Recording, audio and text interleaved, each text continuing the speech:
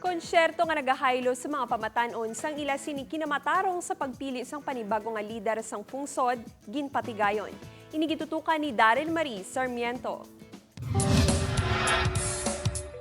Pamaagi sa isa ka social media platform, ginpatigayon sang isa ka non-government organization ang isa ka concert, ang programa nga ginhingatlan YouVote.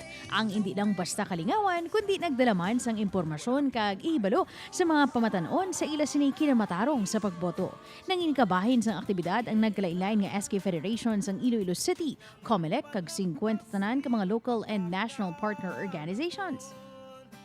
The University of San Agustin Student Government commends the YouVote concert for utilizing art as a means to depict the situation of society, its problems and ideals, and to promote voters' education and registration.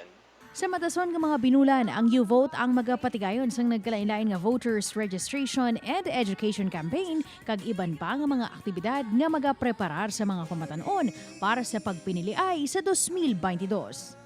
The YouVote concert last Sunday was a really refreshing start because it differentiates itself from other types of webinars and voter education campaign because it made use of entertainment provided by our local artists.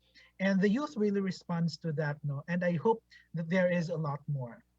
Pamaagi sa ini nga lihok nagalaom ang nagkalain-lain nga organization nga ini ang magabukas sang kahigayunan hindi lang sa mga pamatanon, apang sa tanan agud mangin maalam sa pagpili sang madason nga mangin lider sang nasyon.